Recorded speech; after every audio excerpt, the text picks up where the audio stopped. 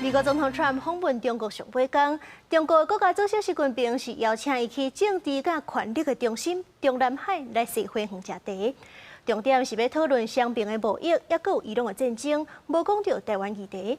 川普過道也已經坐專機返去美國。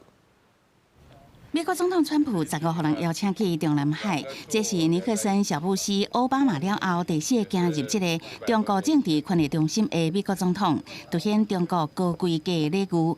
傳習兩人佇花園散步10分鐘，觀賞草木涼亭啊樓閣，嘛佇遮啉茶甲午餐。習近平講，這是回報2017年川普佇海烏莊園的接待，雙方是一直相補，攏學到這個訪問真成功，達成一寡共識。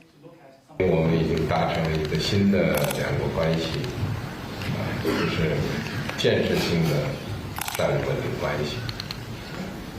這個可以說是一個里程碑式的這個訪問事件。We've made some fantastic trade deals, great for both countries. He's a man I respect greatly. Become really a friend. We've known each other now 11 years, almost 12 years. That's a long time. And we've settled a lot of different problems that other people wouldn't have been able to settle. 早起這場小規模的關門茶會，比起前一天正式傳習會有實質的影響力。傳習帶核心幕僚針對科技管制、農產品採購更較深入磋商，研究設立貿易甲投資委員會。那伊朗議題嘛是一大焦點。We feel very similar in Iran. We want that to end. We don't want them to have a nuclear weapon. We want the straits open. 若是外界正關心的台灣議題，中國官媒發布的會談內容煞完全無講到，甲前一天講反台獨這個內容差真濟。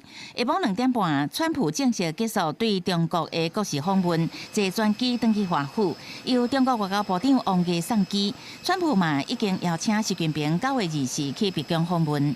公視新聞是為中編譯。